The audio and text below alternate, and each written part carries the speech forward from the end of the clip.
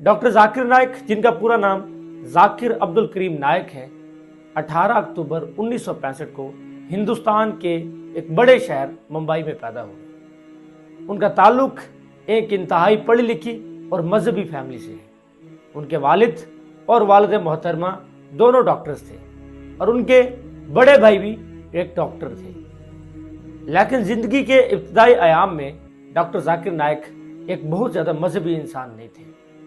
वो बचपन में आम बच्चों की तरह एक शरारती लेकिन शर्मीले और इंट्रोवर्ट बच्चे थे। उसकी मेन वजह ये थी कि वो बचपन से हकलाते थे। उनकी हालत ये थी कि वो अपना नाम भी सही तरीके से नहीं बोल सकते थे। लेकिन किसी को क्या मालूम था कि आज का ये हकलाने वाला एक शर्मीला सा बच्चा कल को पूरी दुनिया में इस्लाम का सबसे बड़ा दाई होगा।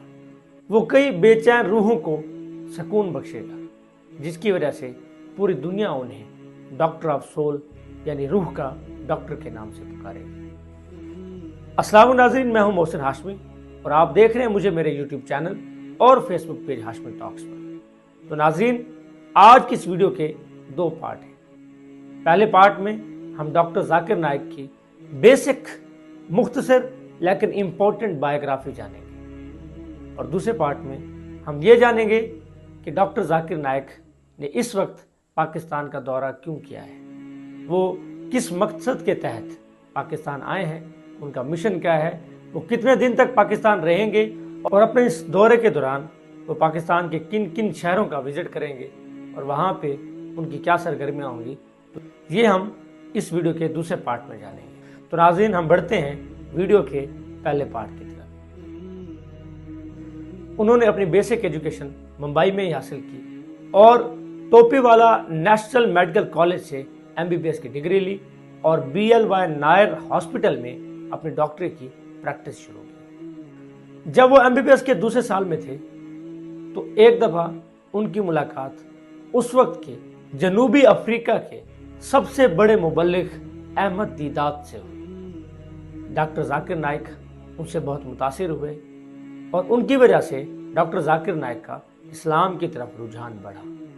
अल्लाह ताला ने डॉक्टर जाकिर नाइक को शुरू से ही एक बहुत ही मजबूत हाफजा अता किया था, जिसकी वजह से वो जब भी कोई भी बुक पढ़ते तो वो बुक का एक एक पेज एक एक लाइन याद कर लेते थे। वो 1991 में पहली दफ़ा पाकिस्तान आए थे, लेकिन वो एक मुकर्रर के तौर पर नहीं बल्कि एक आम इंसान के तौर पर, क्योंकि वो उस वक्त सिर्फ और सिर्फ डॉक्टर इसरार अहमद से मुलाकात के लिए आए थे, क्योंकि वो डॉक्टर इसरार अहमद से बहुत मुतासिर थे। उन्होंने 1992 में इस्लाम की तबलीग का आगाज़ किया। वो एक मॉडर्न सूट बूट में तबलीग करने वाले पहले शख्स थे। वो शुरू में इंग्लिश में तकारीर किया करते थे। वो पहले ऐसे मुसलमान मुबल्लिग थे जो साइंटिफिकली इस्लाम की तालीमात को साबित करते थे। वो मुख्तलिफ मज़ाहिब की कंपैरेटिव स्टडी किया करते थे। उन्होंने कुरान मजीद और इस्लामी किताबों के साथ साथ बाकी तमाम मज़ाहिब की किताबों पर भी अबूर हासिल किया और वो अपनी गुफ्तगू के दौरान बाकी तमाम मज़ाहिब की किताबों से हवाले दिया करते थे, जिसकी वजह से उन्होंने अपने प्रोग्राम्स के दौरान लाखों गैर मुस्लिम अफराद को मुसलमान किया, जो कि एक बहुत बड़ी सादत की बात है। जैसे जैसे उनकी शोहरत बढ़ती गई वैसे वैसे उनके मुखालफिन की तादाद में भी इजाफा होता गया। पूरी दुनिया में मौजूद तमाम मज़ाहिब के बड़े बड़े स्कॉलर्स उन्हें चैलेंज करने लगे, उनके साथ मुनाज़रे करने लगे। उन्होंने 2000 ईस्वी में शिकागो में अमेरिका के सबसे बड़े स्कॉलर विलियम कैम्पबेल के साथ डिबेट किया, जिसका मौजू था the Quran and Bible in the light of science. और इस डिबेट को पीस टीवी पर पूरी दुनिया ने देखा और ये डिबेट आज भी यूट्यूब पर मौजूद है।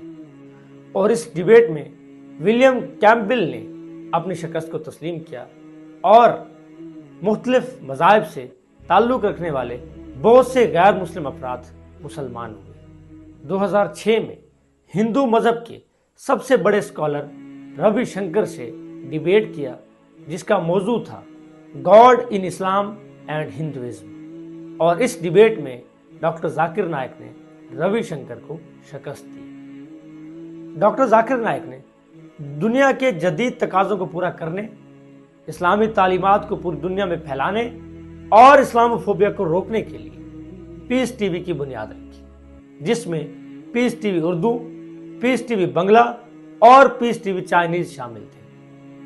اس کے ساتھ ساتھ انہوں نے کچھ اہم اداروں کی بنیاد رکھی، جس میں Islamic research foundation, Islamic international school of Mumbai اور یونائٹڈ اسلامک ایڈ، جو کہ غریب مسلمان بچوں کو اعلیٰ تعلیم کے حصول کے لیے اسکالرشپ دیتی ہے، شامل ہیں۔ ڈاکٹر ذاکر نائک، جنہوں نے شہرت کی بلندیوں کو چھوا ہے، انہوں نے بہت ساری کنٹروورسیز کو بھی فیس کیا ہے۔ بہت سارے مسلمان علماء نے ان پر فتوے تک لگائے ہیں اور ہندوستان میں ان پر نفرت پھیلانے، منی لانڈرنگ اور دہشت گردی تک کے الزامات لگے ہیں، لیکن الحمدللہ آج تک ان پر کوئی ایک الزام بھی ثابت نہیں ہو سکا۔ 2016 میں وہ مکہ میں تھے کہ انہیں خبر ملتی ہے کہ انہیں انڈیا میں دہشت گرد ڈکلیئر کیا گیا ہے، ان پر دہشت گردی کا الزام لگا ہے،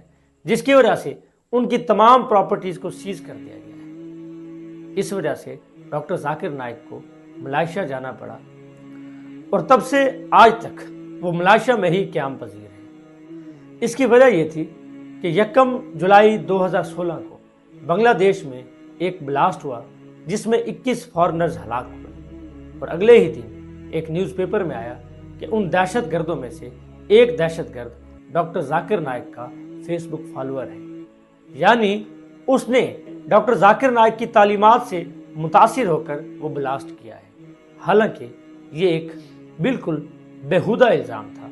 اس الزام کی اصل وجہ ڈاکٹر ذاکر نائک کی تعلیمات سے، ان کی تبلیغ سے متاثر ہو کر لاکھوں غیر مسلم افراد کا مسلمان ہونا تھا۔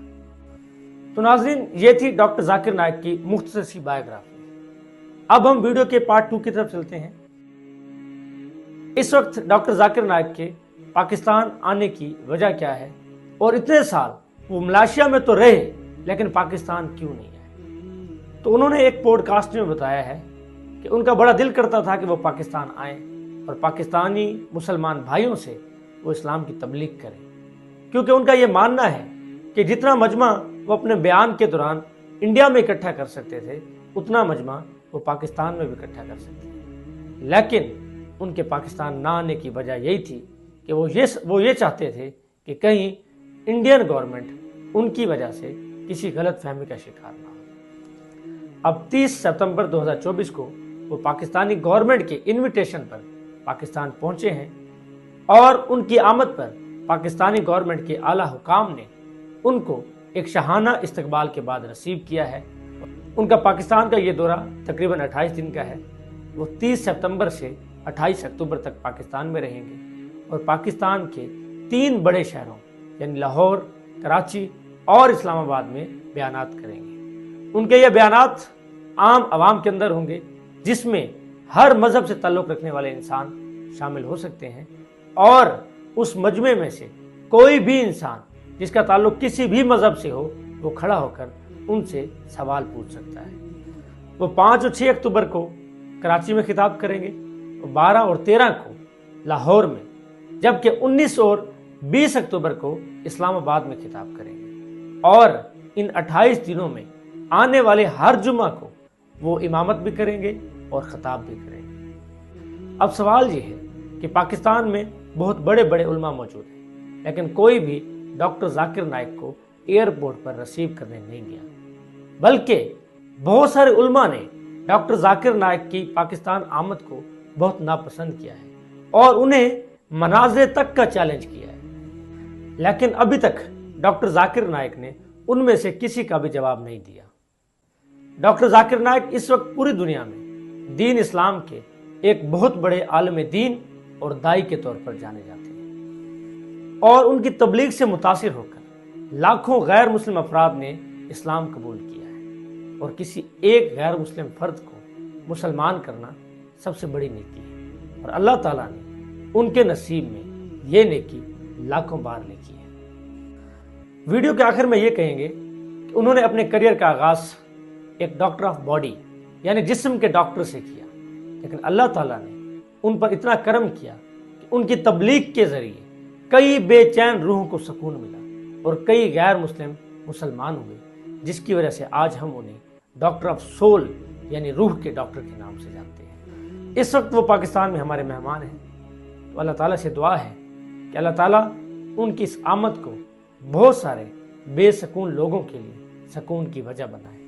تو ناظرین، آج کی ویڈیو میں بس اتنا ہی، ملتے ہیں ایک نئی ویڈیو میں ایک نئے ٹاپک کے ساتھ، تب تک کے لیے اللہ حافظ۔